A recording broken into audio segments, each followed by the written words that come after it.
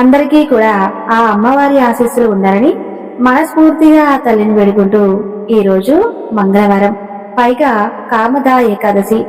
ఈ రోజున ఈ కథ వినడం వలన స్వామివారి సంపూర్ణమైనటువంటి అనుగ్రహం మనపై ఉంటుంది. కాబట్టి భక్తి శ్రద్ధలతో ఈ కథను వినండి. మనకు ప్రతి నెలలో 2 ఏకాదశులు వస్తాయి. ఒక్కో ఏకాదశికి ఒక్కొక్క ప్రత్యేకత చోటు చేసుకుంటుంది. అయితే అందులో ఈ చైత్రమాసంలో శుక్లపక్షంలో వచ్చే ఏకాదశిని రామ ఏకాదశి అంటారు. దీనినే దమన ఏకాదశి అని పిలుస్తూ ఉంటారు. ఇది పాపాలను హరిస్తుంది. ఈ వ్రతాన్ని ఆచరించడం వలన సకల దుఃఖాలు నశించి సుఖ సంతోషాలు కలుగుతాయని పురాణాలు చెబుతున్నాయి. సంతానం లేని వారికి మంచి సంతానం కలగడానికి కూడా ఈ కామదా ఏకాదశి వ్రతాన్ని ఆచరిస్తారని చెబుతుంటారు. అలాగే స్త్రీలు సౌభాగ్యాన్ని సమస్త సంపదగా భావిస్తూ ఉంటారు. పూజా మందిరంలోనైనా దేవాలయానికి వెళ్ళినప్పుడైనా సౌభాగ్యాన్ని గురించే దైవాన్ని ప్రార్థిస్తూ ఉంటాం. సౌభాగ్యాన్ని అలాగే చూడమని వారు సకల దేవతలను పూజిస్తారట. అందుకు అవసరమైన కామదా ఏకాదశి రోజున ముత్తైదువులు లక్ష్మీ నారాయణులను ఆరాధించాలని శాస్త్రం చెబుతుంది. ఇక ఈ కామదా ఏకాదశి వ్రతాన్ని సంబంధించినటువంటి ఒక పురాణ సంబంధమైనటువంటి కథ గురించి మనం తెలుసుకుందాం. వరాహ పురాణంలో శ్రీకృష్ణ పరమాత్ముడు యుధిష్ఠికు కామ ఏకాదశి యొక్క మహత్యం విశిష్టతను ఈ విధంగా విచారించాడు. పూర్వం రత్నపూర్ అనేటువంటి ఒక రాజు రాజ్యాన్ని పరిపాలిస్తూ ఉండేవాడు. ఆ రాజ్యంలో గంధర్వులు, కిన్నెరులు, కింపురుషులు, అప్సరసలు రాజ్యసభలో పాటలు, నాట్యాలు చేస్తూ రాజును సంతోషపరుస్తూ ఉండేవారు. అలా ఒకనొక రోజున గంధర్వులలో లలిత అనేటువంటి గంధర్వుడి భార్య లలితతో చాలా అన్యోన్యంగా ప్రేమగా ఉండేవాడు. రాజ్యసభలో ఒకసారి అందరూ కార్యక్రమంలో ఉన్నప్పుడు గంధర్వుడి సతీమణి సభలో లేకపోయేసరికి తనను ఆలోచనలో పడి లలితా గంధర్వుడు తన కర్తవ్యాన్ని మర్చిపోయి తను చేస్తున్న పనికి సరైనటువంటి న్యాయం చేయలేదు. అది గమనించినటువంటి ఆ రాజు గంధర్వుడిని ఆగ్రహించి, నీకున్నటువంటి అందం, నీకున్నటువంటి సృజనాత్మకత, నీకున్నటువంటి కళ అంతా కూడా నాశనం అయిపోవాలి అంటూ శపిస్తాడు. అప్పుడు ఆ గంధర్వుడు చూస్తుండగానే భయపడేటువంటి ఆకారంలోకి మారిపోతాడు. అది తెలుసుకున్న గంధర్వుడి భార్య లలిత ఎంతో బాధపడి దుఃఖంతో భర్తను తీసుకుని అడవుల్లోకి ప్రయాణమవుతుంది. అలా అడవుల్లో వెళ్తూ అడవుల్లోని ప్రయాణిస్తుండగా శృంగి అనే ఆశ్రమం ఒకటి కనిపిస్తుంది. అక్కడికి వెళ్ళినటువంటి లలిత మహర్షితో తనకు జరిగిన కథ అంతా కూడా వివరించి చెబుతుంది.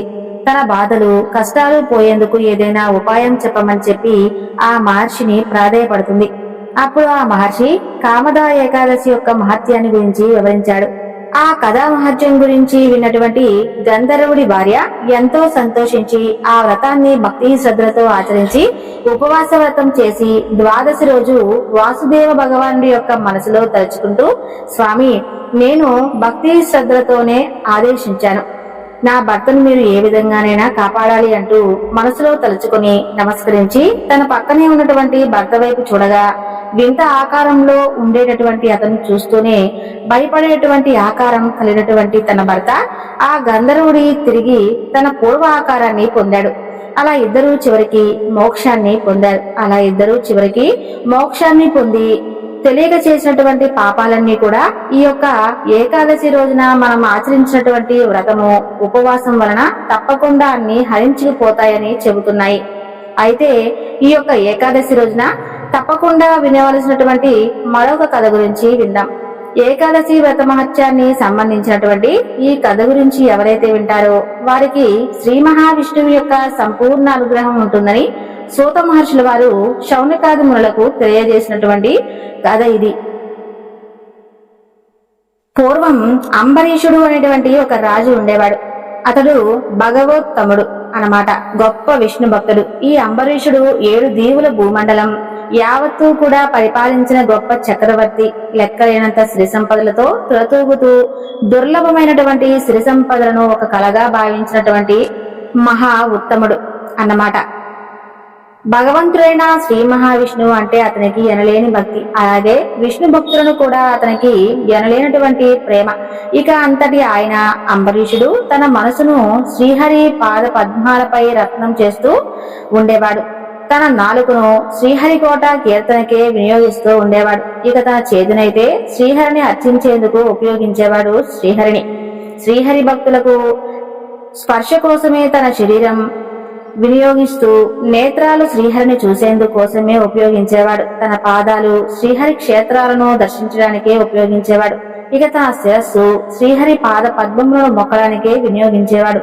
శ్రీహరి ప్రభు తాను దాసుడు, ఈ భావనతోనే అతను ప్రవర్తిస్తూ ఉండేవాడు. పుష్పాలు, గంధము శ్రీహరిని సేవించుకొరకే వినియోగించేవాడు. అలా తన కర్మలన్నీ కూడా శ్రీహరిని సమర్పిస్తూ ఉండేవాడు. ఇతను అసలు కోరికలు లేకుండా కర్మలు ఆచరించడం అయితే శ్రీహరి భక్తులైన రాముడు ఎలా చెబితే ఆ విధంగా రాజ్యాన్ని పరిపాలించేవాడు. ఈ అంబరీషుడు సరస్వతీ నది ఒడ్డున అద్భుతమైనటువంటి అశ్వమేధ యాగం చేశాడు.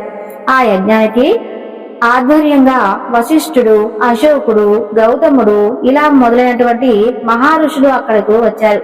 పరిపూర్ణంగా దక్షిణాయనంలో యాగాన్ని పూర్తి చేశారు. యజ్ఞాధిపతి అటువంటి శ్రీపతిని అంబరీషుడు ఆరాధించాడు. పండితులు, ఋత్వికులు దేవతలను కల్పించే విధంగా వస్త్రాధరణ చేస్తూ వచ్చారు. యజ్ఞాన్ని కనులారా తిలకించారు. ఆ సమయంలో వారు కూడా దేవతలుగా భావించారు. ఆ అంబరీషుడు రాజ్యంలో ప్రజలందరూ కూడా ఆది పురుషుడైనటువంటి శ్రీహరి చరిత్రలు వింటూ అతని గానమే వింటూ ఉండేవారు. అందుచేత దేవతలకు ప్రియమైనటువంటి స్వర్గలోకాన్ని కూడా ఆ ప్రజలు తమ ఉదయంలో శ్రీహరిని దర్శిస్తూ ఇతర భోగాల వైపు మనసు పోకుండా మహదానందాన్ని పొందుతారు. ఈ విధంగా అంబరీషుడి వ్యక్తిత్వంతోనూ స్వధర్మం పాటిస్తూ రాజ్యాన్ని పరిపాలించేవాడు. సిరి సంపదలు, సేవకులు, భార్య, పిల్లలు అన్నీ కూడా అసత్యమే అని చెప్పి భావించాడు. అతను నిరంతర భక్తికి ప్రసన్నుడై శ్రీహరి అతని రాజ్యాన్ని రక్షించడానికి తన యొక్క సుదర్శన చక్రాన్ని నియమించాడు. ఆ విధంగా అంబరీషుడి భార్య శీలావతి, భార్య భర్తలిద్దరూ కలిసి ద్వాదశి వ్రతాన్ని సంవత్సరం చేశారు. భక్తి శ్రద్ధలతో శ్రీహరిని ఆరాధించారు. అలా వ్రతం పూర్తయ్యాక ఏకాదశి రోజున చక్కగా ఉపవాసం ఉన్నారు. యమునా నదిలో స్నానం చేసి మధువనంలో శ్రీహరిని అర్చించారు. సర్వోపచారాలతో మహాభిషేకాన్ని విధి విధానంగా చేశారు. బ్రాహ్మణులను, సిద్ధులను పోషించారు. బంగారం, వెండి వస్తువులతో అలంకరించినటువంటి 60 కోట్ల పాడి ఆవులను బ్రాహ్మణులకు దానం చేశాడు. వాటితో పాటు శాస్త్రోపేతంగా బ్రాహ్మణులకు అన్న సమరాధన చేశాడు. వాళ్ళ అనుమతి తీసుకుని చేయడానికి ద్వాదశి గడియలు వెళ్లకుండా బోధించాలని అనేటువంటి నియమం ఉందన్నమాట. ఈ నియమానికి కూడా సిద్ధపడ్డాడు. సరిగ్గా అదే సమయానికి దుర్వాస మహాముని అతిథిగా అక్కడికి వచ్చాడు. అతని చూడగానే లేచి నమస్కరిస్తాడు. ఆసనం నియమించి కూర్చోబెడతాడు. విధి విధానంగా అతిథి పూజ చేస్తాడు. పాదాభివందనం చేసి భోజనానికి ఆహ్వానిస్తాడు. అయితే అంబరీషుని ఆహ్వానానికి దుర్వాస మహాముని అంగీకరించి మాధ్యమిక నిత్య కర్మలు ఆచరించవస్తానని చెప్పి యమునా నదికి వెళ్తాడు. పరబ్రహ్మను ధ్యానిస్తూ స్నానంలో నిమగ్నమై ఉండిపోతాడు దుర్వాసుడు. అంబరీషుడు ఆ మహర్షి ఎప్పుడొస్తాడంటూ ఆయన కోసం ఎదురు చూస్తూ ఉంటాడు. అప్పటికి ఇంకా ఒక ముహూర్త కాలం ద్వాదశి ఉంటుంది. ద్వాదశి దాటకుండానే పాలన పూర్తి కావాలి. దుర్వాసుడేమో ఇంకా రాలేదు. ఏం చేయాలా అని ధర్మ సందేహంలో పడ్డాడు అంబరీషుడు. ఇక ద్వాదశ తిథి దాటిపోతే ఎంతవరకు చేసినటువంటి వ్రతం చెడిపోతుంది. అతడిని విడిచిపెట్టి భోజనం చేయటం వలన అధర్మం అవుతుంది. మరి ఇప్పుడు ఏం చేయాలి అని అక్కడ ఉన్నటువంటి అందరినీ కూడా అడుగుతాడు. అతడిని విడిచి భోజనం చేయాలా, ద్వాదశి గడియలు అయిపోయాక భోజనం చేయాలా? 2 దోషాలు. ఇప్పుడు ఏం చేస్తే పాపం రాకుండా ఉంటుందో చెప్పండి అని అడుగుతాడు. అంబరీషుడు నీళ్లు తాగితే భోజనం చేసినట్టు అవుతుంది, చేయనట్లవుతుంది అని వేదవచనం. అందుచేత నీళ్లు తాగి వ్రతం పూర్తి చేస్తానంటాడు అంబరీషుడు. బ్రాహ్మణుల అనుమతి తీసుకుని శ్రీహరిని ధ్యానించి నీళ్లు మాత్రం తాగి పాలన పూర్తి చేస్తాడు. తర్వాత దుర్వాసముని కోసం ఎదురు చూస్తూ కూర్చుంటాడు అంబరీషుడు. స్నాదాది మధ్యాది కర్మలు పూర్తి చేసుకుని యమునా నది నుండి దుర్వాస మహాముని తిరిగి వస్తాడు. అంబరీషుడు ఎదురు వెళ్లి స్వాగతిస్తాడు. ఇక దుర్వాస మహాముని అంబరీషుని చూడడంతోనే పాలన పూర్తి చేశాడు అని చెప్పి తన యొక్క దివ్య దృష్టితో తెలుసుకుంటాడు. అప్పటికే ఆకలితో నకనకలాడుతూ ఉంటాడు దుర్వాస మహాముని. దాంతో అంబరీషుడు పాలన పూర్తి చేశాడని తెలియడంతోనే రుద్రుడైపోతాడు. అంబరీషుడు వణికిపోతాడు. చేతులు జోడించి ఉన్నటువంటి అంబరీషుణ్ణి మహాకోపంతో చూస్తాడు. అందరినీ చూస్తూ ఇలా అంటాడు, ఇంతమంది ఇక్కడ ఉండగా ఇసుక రవ్వంత భక్తి కూడా ఇతనికి లేదు. మహాత్ముడు అని చెప్పి బిర్రబీగుతున్నాడు కాబోలు. ధర్మాన్ని కాపాడాల్సినటువంటి రాజు ధర్మాన్ని నాశనం చేశాడు. నేను అతిథిగా వచ్చాను భోజనానికి, నాకు భోజనం పెట్టకుండానే తాను తిన్నాడు. అంబరీష, నువ్వు చేసినటువంటి ఈ యొక్క అధర్మ కార్యానికి ఫలం ఇప్పుడే అనుభవిస్తావు అంటూ రుద్రుడైపోయాడు. తన యొక్క జటలో నుంచి ఒక పాయ తీశాడు. అందులో నుండి నృత్య పుడుతుంది. అంబరీషుని హతమార్చడం కోసం ఆమెను పుట్టించాడు. ప్రళయాగ్నిలా మంటలు కక్కుతూ పెద్ద కత్తి పట్టుకుని ఆ యొక్క కృత్య అంబరీషుని మీదకు వెళుతుంది. అలా ఆ కృత్య నడుస్తుంటే భూమంతా కంపించింది. ఆ కృత్యను చూసి అంబరీషుడు కించంత కూడా చలించలేదు, అడుగు వెనక్కి వేయలేదు. పురుషోత్తముడు అయినటువంటి శ్రీహరి తన భక్తుని రక్షించడం కోసం ముందుగానే సుదర్శన చక్రాన్ని నియమించాడు. ఆ సుదర్శన చక్రం దూసుకు వచ్చి దుర్వాసుడు ప్రయోగించినటువంటి కృత్యను బూడిద చేసింది. అక్కడితో ఆ సుదర్శన చక్రం ఆగలేదు, దుర్వాసుడు మీదకు తిరగబడింది. తాను ప్రయోగించినటువంటి కృత్యను బూడిద చేసి ఆ సుదర్శన చక్రం తన మీదకు రావటం చూస్తాడు దుర్వాసుడు. పంచను ఎగ్గొట్టి ప్రాణాలు అరచేత పట్టుకుని పరిగెత్తాడు. అయినా ఆ సుదర్శన చక్రం ఆ దుర్వాస మహాముని వెంటపడి తరిమింది. సుదర్శన చక్రం అలా వెంటాడుతూనే ఉంటుంది. దుర్వాసుడు సుమేరు పర్వత గుహల్లోకి దూరడానికి పరిగెత్తాడు. అయినప్పటికీ కూడా ఆ సుదర్శన చక్రం వదల్లేదు. ఆ విధంగా అన్ని దిక్కులను పరిగెడతాడు. భూమి, ఆకాశం, అధోలోకాలు, సముద్రాలు, లోకపాలకులు, లోకాలు, స్వర్గం, ఊర్ధ్వలోకాలు, ఇలా అన్ని చోట్లకు పరిగెత్తాడు. ఎక్కడికి పరిగెత్తినా ఆ సుదర్శన చక్రం అతన్ని విడిచిపెట్టలేదు. ఎక్కడికి పడితే అక్కడికి నిప్పులు కక్కుకుంటూ అతన్ని వెంటాడుతూ వస్తుంది. ఇక ఎక్కడికి వెళ్లాలో అతనికి తెలియలేదు. ఎవరూ రక్షించేవారు లేరు. అతను నీరుగారి పోయాడు. దుర్వాసుడు నిశ్చేషుడై రక్షించు రక్షించు అంటూ మొదట బ్రహ్మ దగ్గరకు పరిగెత్తుకుంటూ వెళ్తాడు. బ్రహ్మ అక్కడ అంతా కూడా జరుగుతుంది చూస్తుంటాడు. దుర్వాసుడు, బ్రహ్మదేవుడా, స్వయంభువు, నీ యొక్క తేజోవంతమైన ఈ చక్రం నుండి రక్షించు స్వామి అంటాడు దుర్వాస మహామై. నా వల్ల కాదు అని చెప్పి ఆయన అంటాడు బ్రహ్మదేవుడు. నా యొక్క పూర్వ పదార్థం ఆయువు పూర్తి కాగానే కాదనేటువంటి శ్రీహరి ఈ సృష్టిని సంహరిస్తాడు. విశ్వాన్ని నాశనం చేయడానికి సంకల్పిస్తాడు. ఈ విశ్వం, బ్రహ్మలోకం అతనిలో లీనమైపోతాయి. దక్షుడు, భృగువు మొదలైన ప్రజాపతులు, అలాగే శివుడు, దేవతలు అందరూ కూడా అతని ఆజ్ఞతో లోకహితం కోసం పనిచేస్తున్న బ్రహ్మదేవుడు తన వల్ల కాదనడంతో కైలాసంలో ఉన్నటువంటి పరమేశ్వరుడు దగ్గరకు పరిగెత్తాడు దుర్వాసుడు. ఇక పరమేశ్వరుడు కూడా అలాగే అంటాడు. దుర్వాస, శ్రీ మహావిష్ణువు సుదర్శన చక్రం నేను అడ్డగించిన బ్రహ్మ అనంతకోటి బ్రహ్మాండాలు, జీవకోట్లు అతను ఎన్నో సృష్టించాడు. అతని కాదని మేము ఏమీ చేయలేం. నేను సనత్కుమారుడు, నారదుడు, బ్రహ్మదేవుడు, దేవదేవుడు, ధర్ముడు, సూరి, మరీచి ఇలా మొదలైన వారందరూ కూడా సిద్ధేశ్వరుతో సహా ఎవరూ కూడా శ్రీహరి యొక్క మాయను తెలుసుకోలేరు. ఇది సుదర్శన చక్రం, శ్రీహరి ఆయుధం. మా వంటి వారికి కూడా కష్టతరమైనదే. దానినే నీవు శరణి వేడుకో. నేను శ్రీహరి ఒక్కరు మాత్రమే రక్షించగలడు, ఎవరూ కూడాను రక్షించలేరని చెబుతాడు. పరమేశ్వరుడు అలా కైలాసం నుండి వైకుంఠానికి పరిగెత్తాడు దుర్వాసుడు. అక్కడ లక్ష్మీదేవితో కూర్చున్నటువంటి శ్రీహరిని వైకుంఠంలో చూస్తాడు. సుదర్శన చక్రం యొక్క మంటల వేడికి మాడిపోతున్నటువంటి ఆ దుర్వాసుడు వెళ్లి శ్రీహరి పాదాల మీద పడతాడు. అచ్యుత, అనంత, గోవింద, శ్రీకృష్ణ పరమాత్మ, ఇక నేను పరిగెత్తలేను స్వామి, తప్పించిపోతున్నా. ఇప్పుడు నువ్వు తప్ప నన్ను రక్షించే వారెవరూ లేరు. శరణు శరణు ప్రభు, విశ్వభావన అపరాధం చేశాను, నన్ను రక్షించు. నేను తెలుసుకోలేకపోయాను. నియామకం విషయంలో అపరాధం చేశాను స్వామి, క్షమించు, నన్ను రక్షించు. నీ పేరు చాలు, నరక యాతనలు పడుతున్నటువంటి ప్రాణి కూడా రక్షింపబడుతుంది కదా స్వామి, కాబట్టి రక్షించలేవారన్ను అని అంటాడు. అప్పుడు శ్రీహరి గంభీరమైనటువంటి స్వరంతో, దుర్వాస, నేను ఎప్పుడూ కూడా భక్త పరాధి నుంచే నాకు స్వాతంత్రం ఏమీ లేదు. నా మనసు నా భక్తుల చేతుల్లోనే ఉంటుంది. నా భక్తులు నన్ను ప్రేమిస్తారు, నేను నా భక్తులను ప్రేమిస్తాను. నా భక్తులకు నేనొక్కడినే ఆధారం. అందువలన నా భక్తులను కాదని నా లక్ష్మిని, చివరికి నన్ను నేను కూడా విడిచి ఉండను. భార్య, పుత్రుడు, ఇల్లు, వాకిల్లు, తల్లిదండ్రులు, తన ప్రాణాలు నిలపరారు అన్నీ కూడా వదులుకొని నన్నే ఆశ్రయించిన భక్తులను నేను వదులుకునేందుకు కలలో కూడా నువ్వు ఎప్పుడూ ఊహించకు. నా ప్రియ భక్తులే నా హృదయం, నా భక్తుల హృదయమే నేను. నన్ను తప్ప ఇంకా ఏమీ ఎరుగుని వాళ్ళు, వారిని తప్ప ఏమీ ఎరుగును నేను. కాబట్టి ఇది నాకు ఉన్నటువంటి భక్తులపై ఉన్న ప్రేమ. ఓ దుర్వాస, నేను నీకు ఒక ఉపాయం చెబుతాను విను. ఏ అంబరీషుని కారణంగా అకారణంగా బాధించాలని ప్రయత్నించావో ఈ ఆపదను నెత్తిని వేసుకున్నావు. అంబరీషుడి దగ్గరికి వెళ్ళు, అతనే నిన్ను తప్పకుండా నిన్ను రక్షిస్తాడు. బాధ పెట్టే వారికి కష్టాలు తప్పవు. బ్రాహ్మణుడనేవాడు విద్యను ఉపాసించాలి, తపస్సు చేయాలి. అవే అతనికి పరమ కళ్యాణం కలిగిస్తాయి, సందేహం లేదు. అయితే బ్రాహ్మణుడు దుర్నీతిపరుడైతే అవే విపరీతమైనటువంటి ఫలాన్ని ఇస్తాయి. వెళ్ళు, నీకు శుభం కలుగుతుంది. అంబరీషుణ్ణి శరణు వేడుకో, నీకు శాంతి లభిస్తుంది అంటాడు శ్రీహరి.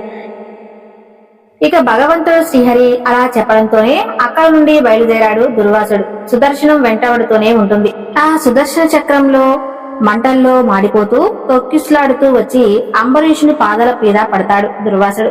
అంతటి మహర్షి తన పాదాలు పట్టుకోవడంతో సిగ్గుపడ్డాడు అంబరీషుడు. అతని హృదయం కరిగిపోయింది. చటుక్కున లేచాడు, సుదర్శన చక్రాన్ని స్తోత్రం చేశాడు. సుదర్శన చక్రమా, నీవు తేజోవంతుడైనవే, సూర్యుడివై నీవే, చంద్రుడివై నీవే, భూమి ఆకాశం జలం వాయువు ఈ 5 తన్మాత్రములు సర్వేంద్రియాలు అన్నీ నీవే. శ్రీహరికి ప్రియమైన 1000 అంచుల ఆయుధాన్ని నువ్వు కలిగి ఉన్నావు. మహాచక్రాన్ని నీవే కదా, కాబట్టి నీకు నమస్కారం చేసి మరీ అడుగుతున్నాను. సరళా సంహరిస్తున్నావు. వృద్ధి నీవు సుదర్శనం. ఆ బ్రాహ్మణ్ణి రక్షించు, ఇతనికి శుభం చేయి. ఇలా పలు విధాలుగా పదే పదే వేడుకుంటాడు అంబరీషుడు. నేను యజ్ఞాలు యాగాలు పుణ్యకర్మలను చేసినవాడు అయితే, రామ పారాయణుని అయితే, మంచి కులంలో జన్మించి ఉంటే దుర్వాసుని దూరం నుండి ఈ విముక్తి నుండి రక్షించు. సర్వగుణశ్రేష్ఠుడు సర్వభూత బాంధవుడైనటువంటి శ్రీహరి ధర్మం వలన మా మీద ప్రశ్న అయితే ఈ దుర్వాసముని దుఃఖం నుండి విముక్తి కావాలి. అంబరీషుడు ఇలా స్తోత్రం చేయడంతో సుదర్శన చక్రం శాంతిస్తుంది. సుదర్శన చక్రం మంటల నుండి విముక్తి పొందాడు దుర్వాసుడు. అలా దుర్వాసుడు అంబరీషుని పదే పదే అభినందించి ఆశీర్వదించాడు. రాజా, శ్రీహరి భక్తి మహిమలను కల్లారా చూశాను. నేను నీకు తలపెట్టినటువంటి కార్యం క్షేమమే చేశావు. నీవు నిజంగానే భక్త వత్సలుడు. శ్రీహరిని స్వాధీనం చేసుకున్న వాళ్ళకి సాధ్యం కానిదంటూ ఏదీ లేదు. ఎవరైతే మంగళకరమైనటువంటి శ్రీహరి నామాన్ని విన్నంత మాత్రం చేతనే పాపాలన్నీ కూడా పటాపంచలైపోతాయి. ఆ భగవంతుని యొక్క పాదపద్మాలు సేవించిన వారికి దుర్లభమైనదైనా ఏదైనా ఉంటుందా? ఏదీ ఉండదు. కరుణాహృదయుడు నన్ను అనుగ్రహించాడు, ప్రాణాలు సైతం కాపాడాడు. అలా దుర్వాసుడు పరిగెత్తడం ప్రారంభించినప్పటి నుంచి వచ్చేదాకా భోజనం చేయలేదు అంబరీషుడు. దుర్వాస తిరిగి వస్తాడనేటువంటి ఆశతో అంతవరకు ఎదురు చూస్తూ ఉంటాడు. సుదర్శన చక్రం శాంతించి తిరిగి వెళ్లేదాకా దుర్వాసుడు పాదాలు పట్టుకుని అతన్ని ఓదార్చాడు. శాశ్వతంగా భోజనం పెట్టాడు. అతిథి సత్కారాలన్నీ కూడా చేశాడు. అలా తృప్తి చెందుతాడు దుర్వాసుడు. అప్పుడు దుర్వాసుడు, రాజా, నువ్వు కూడా భోజనం చెయ్యి. పరమ భక్తుడు నీవు. నీ దర్శనం వలన, నీ స్పర్శ వలన, నీతో మాట్లాడడం వలన, నీ యొక్క ఆతిథ్యం వలన అంత పరమానందం కలిగింది. స్వర్గలోకంలో దేవతాశ్రీలు అందరూ కూడా నా చరిత్రను పదే పదే గానం చేస్తూ ఉంటారు. లోకం నిన్ను కీర్తిస్తుంది. అలా అంబరీషుడు అనేక విధాలుగా మెచ్చుకొని అతన్ని అనుమతి పొంది ఆకాశ మార్గాన దుర్వాసుడు బ్రహ్మలోకానికి వెళ్లిపోయాడు. సుదర్శన చక్రం వెంట తరిమి దుర్వాసన ముల్లోకాలు తిప్పింది. మహర్షి తిరిగి అంబరీషుడి దగ్గరకు వచ్చేసరికి సరిగ్గా 1 ఏడాది కాలం పట్టింది. అలా అంతవరకు కేవలం మంచినీళ్ళనే తాగుతూ ఉండిపోయాడు అంబరీషుడు. దుర్వాసుడు భోజనం చేసి వెళ్ళాక మిగిలినటువంటి పవిత్రమైనటువంటి ప్రసాదాన్ని భోజనంగా చేశాడు. అంబరీషుడు తన దుర్వాసుడు ఆపదలో చిక్కుకోవటం, తర్వాత తన వలన ముక్తి పొందడం, ఇదంతా కూడా శ్రీహరి మహిమ అని చెప్పి భావించాడు అంబరీషుడు. శ్రీహరిపై ఉండేటువంటి భక్తి ముందు బ్రహ్మలోకం కూడా గడ్డి పూచ అనిపిస్తుంది. అతనికి వార్ధక్యం వచ్చాక అంబరీషుడు విష్ణు భక్తులైనటువంటి తన కుమారులకు రాజ్యాన్ని అప్పగించి తపస్సు కోసం అడవులకి వెళ్లిపోయాడు. అలా శ్రీహరిని ధ్యానిస్తూ జనన మరణ సంసార చక్రం నుండి విముక్తుడయ్యాడు.